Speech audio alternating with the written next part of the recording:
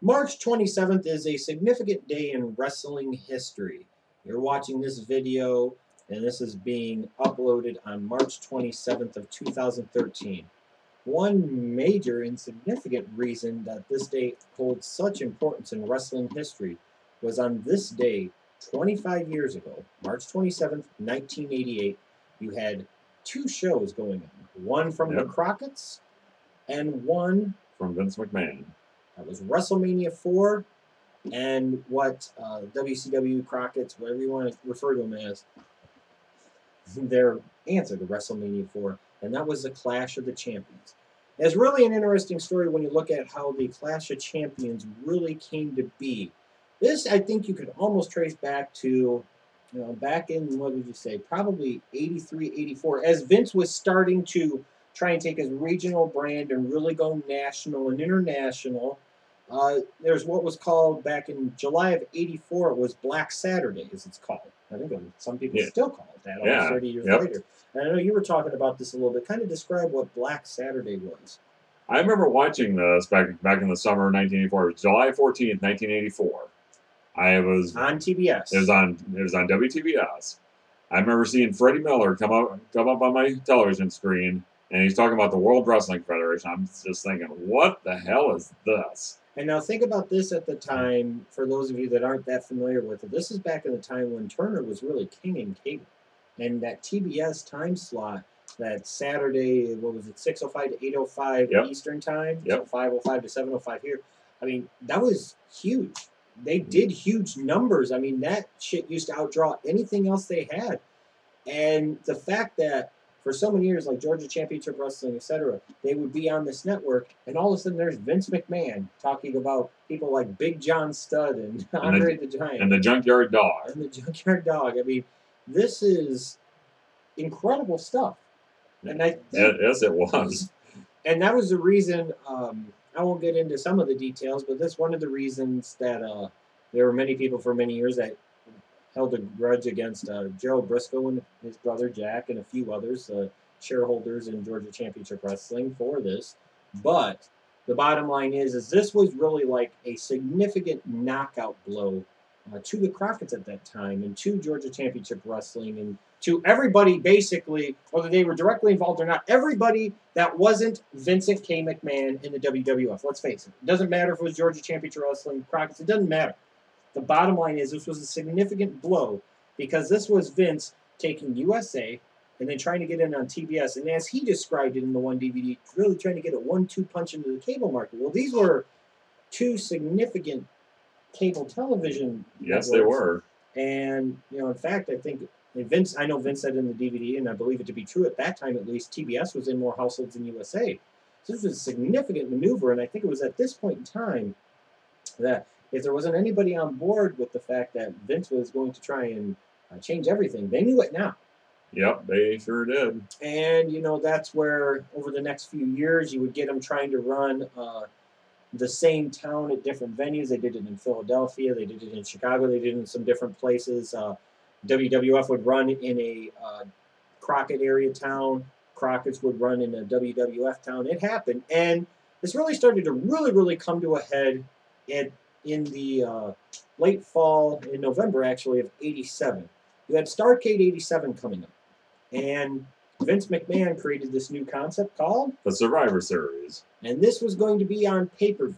And this was going to be, his hope was that along with WrestleMania, it was going to be a yearly pay-per-view, So Vince went to the pay-per-view companies, the cable companies, and we're paraphrasing here, but basically said, you're either going to show Survivor Series, or if you choose to show Starrcade, you're not going to carry future pay-per-views of ours, and that includes potentially WrestleMania, which had potential for huge buy rates at the time, especially coming off of the success of WrestleMania 3. Yep. A lot of these cable companies were like, fuck, we don't like this tactic, but we're gonna carry Survivor Series. We don't have a choice business-wise.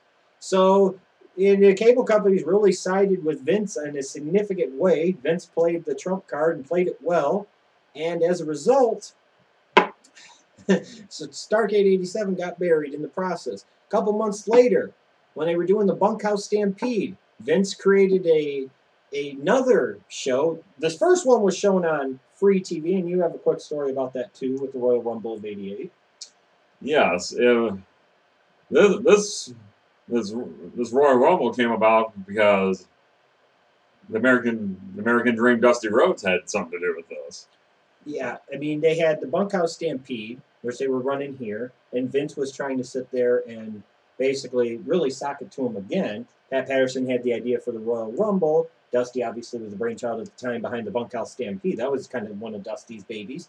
And they threw, instead of having Bunkhouse Stampede being on what was a pay-per-view at the time, you had Royal Rumble was shown on USA, not free TV, but on cable. But it was on cable. And you ended up watching Rumble '88, right? Yeah, I watched Rumble 1988. Hacksaw Jim Duggan was the winner of the original.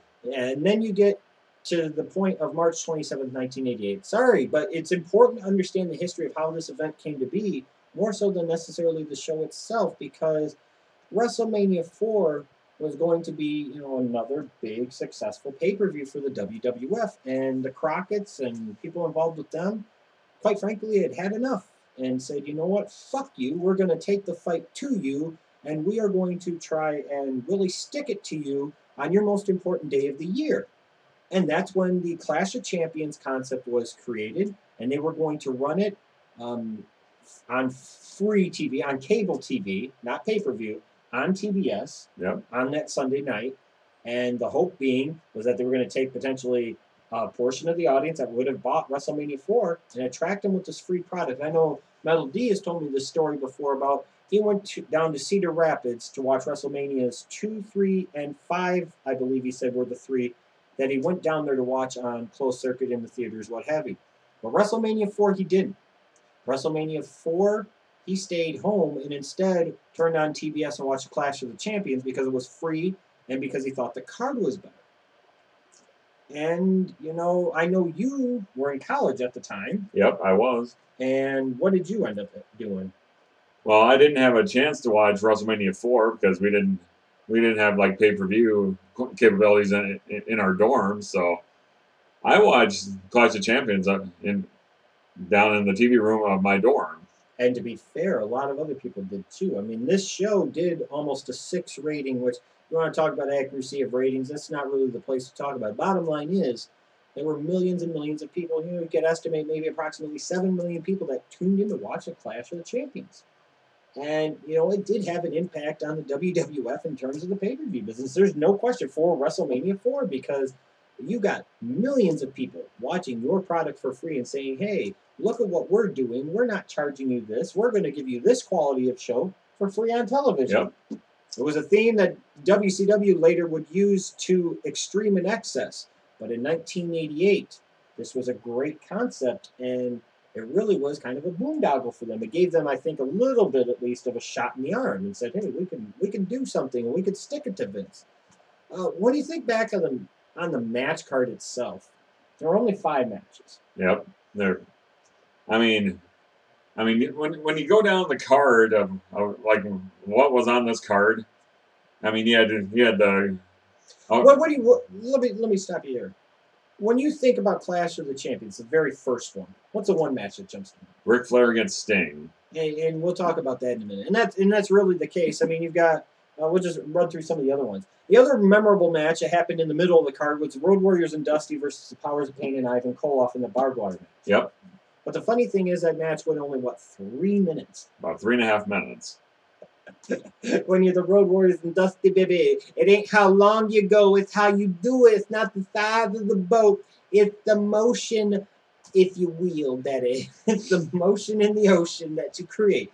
And you got Rotunda, Mike Rotunda, yes, that Mike Rotunda. When he was part of the Varsity Club with Kevin Sullivan, he was a world TV champ at the time. He beat Jimmy Garvin. What was the other storyline going on with this? The storyline behind this was Kevin Sullivan was after Jimmy Garvin's main squeeze. Yeah. Precious. Right, and that was that was an underlying storyline here, and Kevin Sullivan obviously being the mastermind of the Varsity Club. An underrated faction. It really was. Yeah, and I think it was some of the best stuff. Obviously, other than IRS, mind you. This was a good fit for Mike Rotunda, too. It made sense. It was legit. Midnight Express beat the Fantastics in a solid U.S. Tag Championship match back when they had multiple tag titles. Yes, Um, and without the Rock and Roll Express and wrestling for the Crockett's at the time, the Fantastics to me were kind of Rock and Roll Express light, more or less, but uber light. yes, Uber light. Could have been nice to actually see the Rock and Roll Express in this match. Then you had Luger and Windham beat Arn and Tully to become the World Tag Team Champions. This was back at a time where guys like Luger and Windham were actually very hot too, and the Four Horsemen were at their peak, and then you talk about this thing too. Another interesting thing we talk about was the uncertainties of live television. You remember you were telling me about this before we got on here, talking about remembering that they were mentioning other matches that they had booked. Like, what were some of the other matches? I forgot about this. During the Flair Sting match, like say if it would have ended early, they had a couple of standby matches. They had, I think it was Rick Steiner against Ricky Santana for the Florida Heavyweight title. What was the Western States title? And was the other one? Then you had the Western States title. Larry Zbyszko was going to defend against Shane Douglas. Think about that. Yes, that's Shane Douglas. So I mean, it's crazy that was the way it used to be done. We had standby matches in case your world title match ended early. You're going to have standby matches afterwards.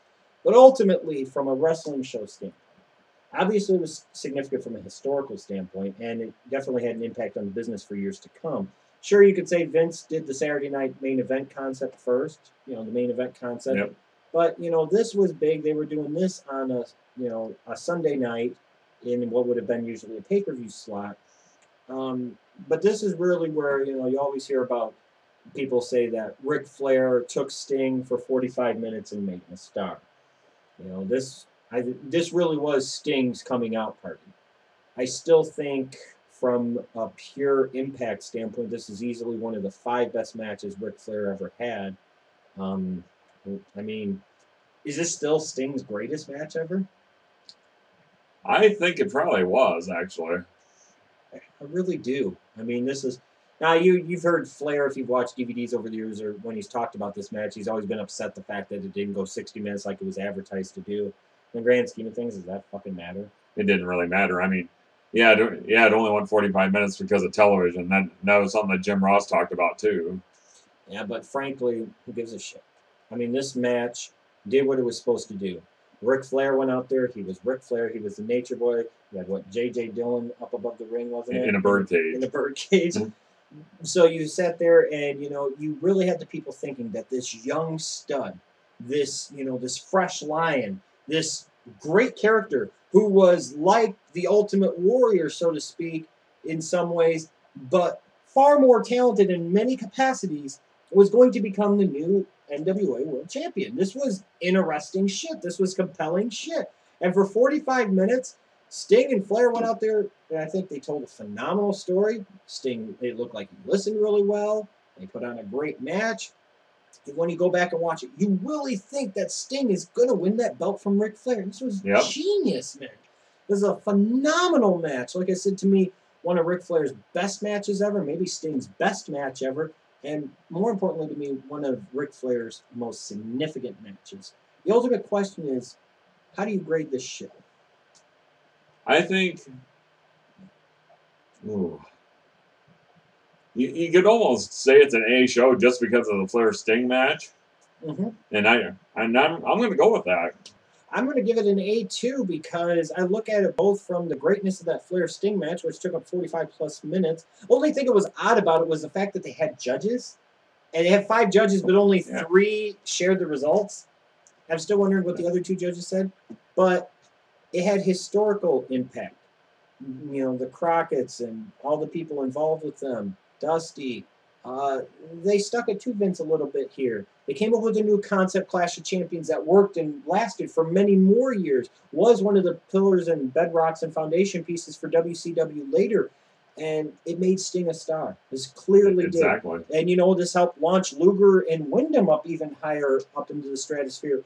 A great show. It had a lot of purpose, and I give it an A2. And give us some suggestions down below for maybe another show from the past that you'd like us to review in the future.